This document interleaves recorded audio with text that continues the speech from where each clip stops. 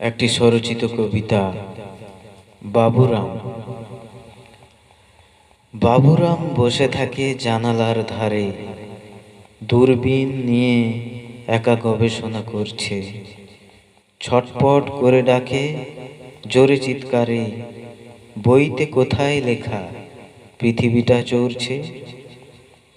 বাবুরাম বসে বসে পড়ছে খবর, তারপর বলে ওঠে বিক্রম তাপে, অতিমারি আটকাতে ব্যর্থ ওজোর।